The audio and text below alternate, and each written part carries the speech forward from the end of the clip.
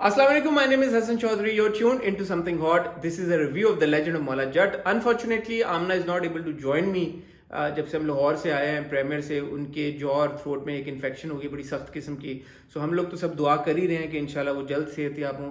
But मैं आपसे भी रिक्वेस्ट करूंगा, प्लीज़ सेंड अ प्रेयर हर वे। और इंशाल्लाह 2-4 दिन में जब वो बिल्कुल ठीक होके हमें ज्वाइन करेंगी तो मैं और आमना मिल के एक और डिटेल में वीडियो आपके साथ शेयर करेंगे of our discussion, an in depth discussion on the legend of Maula Jatt. फिलहाल क्योंकि आप लोगों के इतने मैसेजेस आ रहे थे, इतने कमेंट्स आ रहे थे कि मौला जट के ऊपर हमारा क्या रिव्यू है, तो मुझे लगा कि एक छोटी सी, होपफुली छोटी सी 8-10 मिनट की एक वीडियो हम आपके साथ शेयर कर दें, ताकि वो जो एक इनिशियल हमारा फीडबैक और रिएक्शन है वो आप तक पहुंच जाए।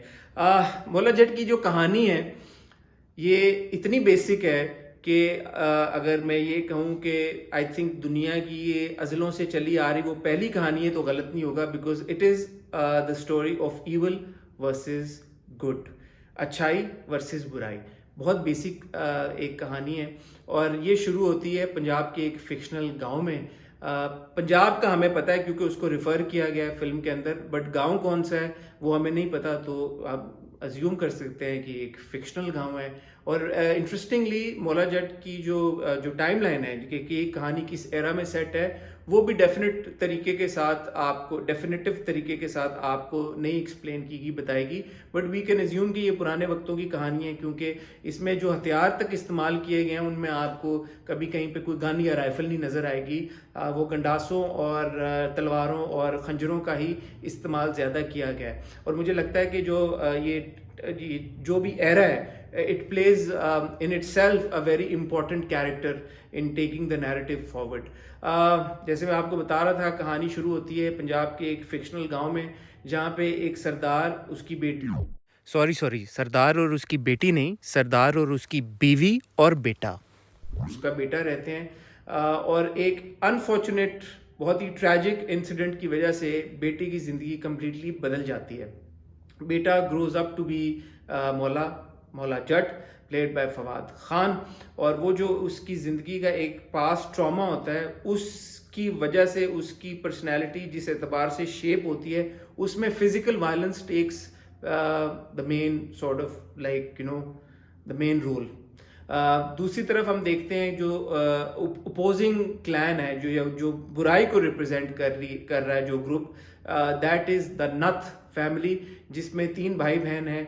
Hamza Ali Basi, who's playing Noori Nath, Umayma Malik, who's playing Daro Nathni, and there is Gohar Rashid, who's playing Makha Nath। और उनके जो बाप का किरदार है वो शफकत चीमा साहब ने निभाया है, who's playing जीवा नाथ।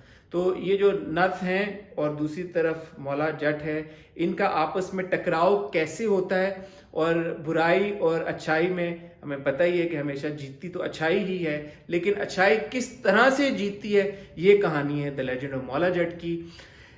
देर are so many firsts that the legend of Maula Jatt achieves, कि अगर मैं उनके ऊपर 1 by 1 बात करना शुरू करूं तो जो मैंने अपना ड्यूरेशन सेट की हुई 8 से 10 मिनट की, वो पूरी नहीं हो पाएगी, वो गोल मैं नहीं मीट कर पाऊंगा। इसलिए मैं बहुत जल्द मेन लोगों के नाम लेना चाहूँगा और उन्हें शाउट आउट देना चाहूँगा और उनके काम की तारीफ करना चाहूँगा। सबसे पहले of course I think the hugest shout out goes to the person जिनका ये बेबी है, जिन्होंने ये पूरा जो प्रोजेक्ट है कंसीव किया, जो कि हैं बिलाल लशारी।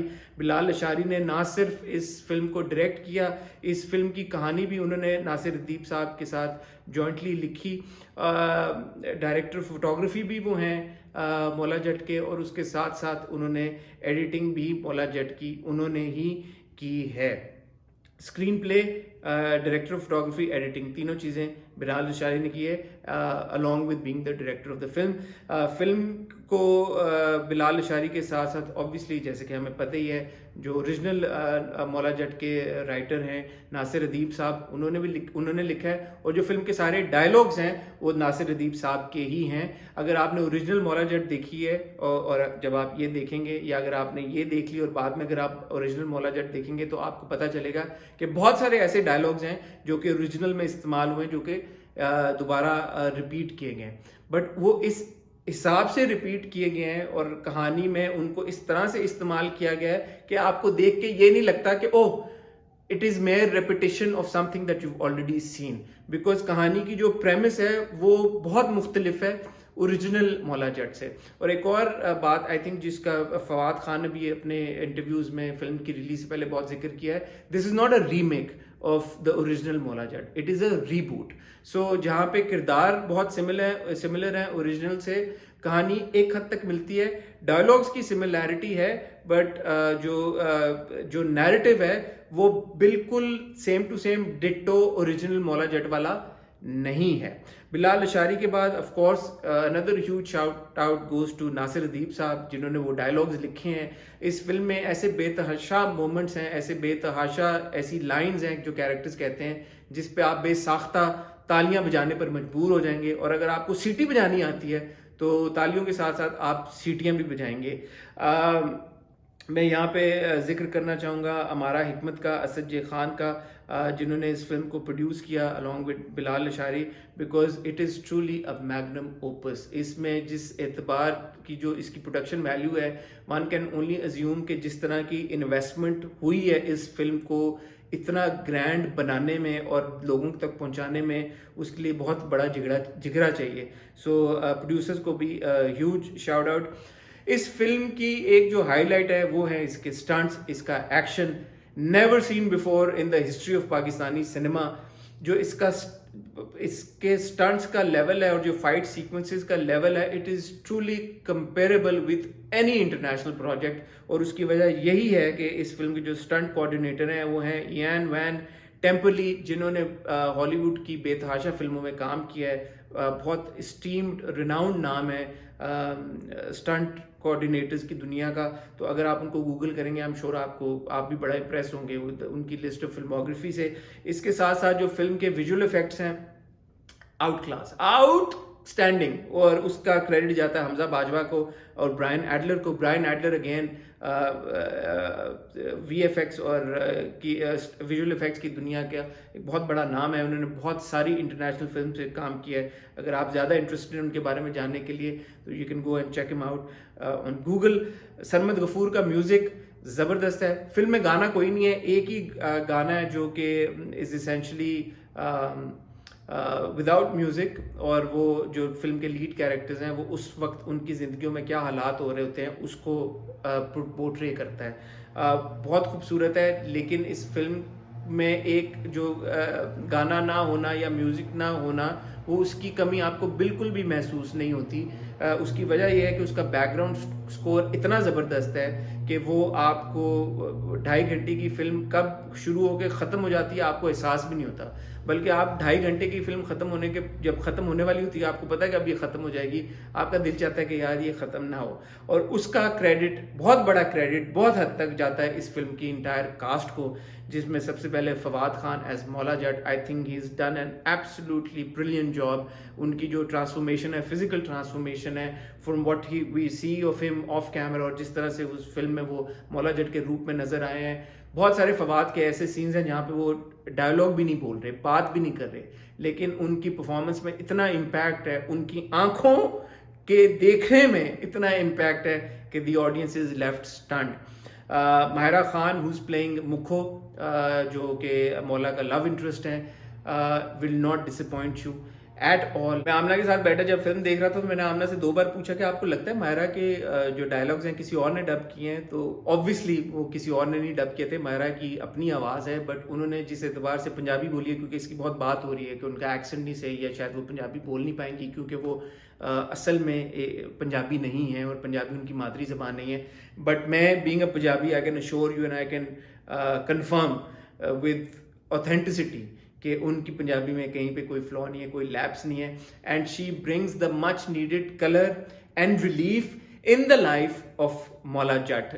जब आप देखेंगे तो आपको अंदाज़ा होगा, स्पेशली 2 सीन्स हैं माहिरा के और फवाद के, जो कि मैं बड़ी कोशिश कर रहा हूँ कि उनके बारे में बात ना करूँ क्योंकि मैं आप लोगों का मज़ा नहीं ख़राब करना चाहता। बट जब आप वो फिल्म देखेंगे तो आपको अंदाज़ा हो जाएगा मैं किन 2 सीन्स की बात कर रहा हूँ। Humaima Malik is outstanding. The swag and the sheer dominance that she emotes through this character, it's on another level. Umaima का स्पेशली जो इंट्रो वाला सीक्वेंस है जहाँ पे हम उनके किरदार से पहली बार हमारा तारुफ होता है, it will give you the chills. मैं अभी सोच रहा हूँ तो मुझे गूजबम्स होना शुरू हो गए हैं। Fantastic job there. And of course Gohar who is playing Makha Natt, Gohar आते हैं अगेन, उनका भी उमामा की तरह जो इंट्रो जो सीक्वेंस होता है वो आपको हिला देता है। और गौहर ने अपने किरदार के साथ 100% इंसाफ किया है, बहुत अच्छा परफॉर्म किया है। And I hope and I wish के मूविंग फॉरवर्ड हम गौहर को इसी तरह के सॉलिड किरदारों में मजीद देखें। फारिस शफी सच अ रेवोल्यूशन, उन्होंने बहुत शानदार तरीके के साथ अपना रोल निभाया है मुदा का, और उनके फवाद के साथ जो सीन्स हैं वो भी ऑडियंस के ऊपर एक बड़ा ज़बरदस्त इम्पैक्ट आई एम श्योर छोड़ेंगे। I also want to give a huge shout out to Saima Baloch who is playing Rajjo in the film. उनकी परफॉर्मेंस और उनका काम बड़ा दिल को छूने वाला है। शफकत चीमा साहब, नैयर एजाज साहब हमारे वेटरन हैं। अली अजमत साहब का बड़ा मज़े का रोल है, वो भी बहुत मज़े का है। एंड नॉट टू फॉरगेट, मैं भूला नहीं हूँ, हमजा अली अब्बासी। हमजा एज नूरी नथ I think is just, I mean, when I watched Hamza's performance, it was the character performance पे भी आते हैं, but the character itself is so interesting। जिन्होंने मौला जट देखी है उनको पता होगा कि एक तरफ एक एतबार से ये दुनिया का सबसे परहैप्स बात करने में सबसे जेंटल इंसान है। वो इतनी उसकी बातों में मिठास है, हर डायलॉग, जैसे आपको मुस्तफा कुरैशी साहब के परफॉर्मेंस से अंदाज़ा हो गई कि हर सेंटेंस सोनिया पे ख़त्म होता है, प्यारे पे ख़त्म होता है। तो इतनी मिठास है बात करने में। लेकिन ऑन दी अदर हैंड जो इस किरदार के एक्शंस हैं वो ईवलिस्ट एक्शन से भी ज़्यादा ईवल है। मतलब वो उसमें किसी भी एतबार से मर्सी का कोई इतना सा भी उसमें एक छटांग भर भी उसके अंदर मर्सी नहीं है। इस किरदार के अंदर उसके हाथ में लकीर ही नहीं है उसकी। बट यह जब वो बात करता है तो उसमें बहुत मिठास है। तो ये जो एक मुझे लगा जो कॉन्ट्रडिक्टरी ट्रेट है इस किरदार की पर्सनैलिटी में, उसको हमजा ने इतनी खूबसूरती के साथ निभाया है कि आप जब उस किरदार के एक्शंस को या उस किरदार को परफॉर्म करता हुआ स्क्रीन पे देखते हैं तो मेरे दिमाग में तो ये बात बार बार, मैं आमना को साथ बैठी तो कहता यार ये क्या चीज़ है, यार ये क्या चीज़ है। सो हमजा को बहुत क्रेडिट जाता है। और जो मैं देख भी रहा हूँ फीडबैक और रिएक्शन आ रहा है, a lot of people agree with what I feel about this performance. So in short, अगर मैं ये कहूँ कि मौला जट एक ऐसा एक्सपीरियंस है, एक ऐसी फिल्म है, फिल्म भी नहीं कहूँगा मैं, एक्सपीरियंस कहूँगा, जो कि आपको बिल्कुल भी मिस नहीं करनी चाहिए, तो ये गलत नहीं होगा। एंड आई एम श्योर जो लोग already the legend of Maula जट देख चुके हैं वो मेरे साथ एग्री करेंगे। हम वो लोग हैं जो कि 2018 से हफ्ते के 10 से 12 ड्रामे देखते हैं और उनको रिव्यू करते हैं। सारी पाकिस्तानी फिल्में देखी हैं 2018 ऑनवर्ड्स स्पेशली जो आई हैं, सारा जो पाकिस्तान में कंटेंट बन रहा है वो देख रहे हैं। मौला जट एक ऐसा कंटेंट का पीस है जो कि हमारे पाकिस्तानी टैलेंट को सही मानों में शाइन कराता है और लोगों तक वो पहुंचाना बहुत ज़रूरी है हम सब के लिए, ताकि लोगों को पता चले कि हमारी ट्रू कैपेबिलिटी है क्या।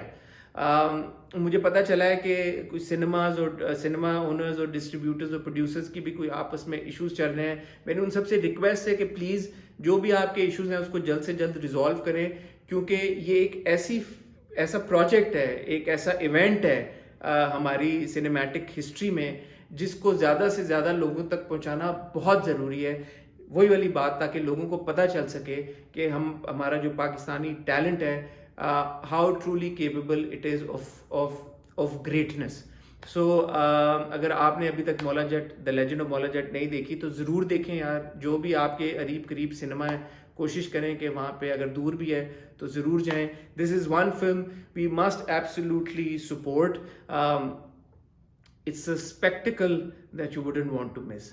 अगर मैं स्टार्स देता होता हम लोग अपने रिव्यूज़ में, और मुझे अगर कोई कहे कि मौला जट को रेट करो आउट ऑफ 5 स्टार्स, तो I will give it 5 out of 5 stars. And I am not being generous, I am sure whoever's watched the film will agree. जिन्होंने देख लिया, मैं चाहूँगा कि कमेंट सेक्शन में अपना फीडबैक हमारे साथ शेयर करें। मैं और आमना इंशाल्लाह बहुत जल्द आपसे मिलेंगे with a much more detailed discussion. It won't be a review, it would be a discussion on the legend of Maula जट। और फिलहाल जो मैंने बात की है, आई होप कि उससे आपको थोड़ा सा ये एहसास हो और उम्मीद हो कि जब आप मौला जट देखने जाएंगे तो आप डिसअपॉइंट नहीं होंगे, क्योंकि ना मैं डिसअपॉइंट हुआ और जिन सब लोगों के साथ मैंने देखी उनमें से कोई डिसअपॉइंट नहीं हुआ। ऑन दैट नोट, अपना ख्याल रखिएगा, दुआ में याद रखिएगा, स्पेशली आमना को। बहुत जल्द मिलेंगे आपसे, तब तक के लिए खुदा हाफिज।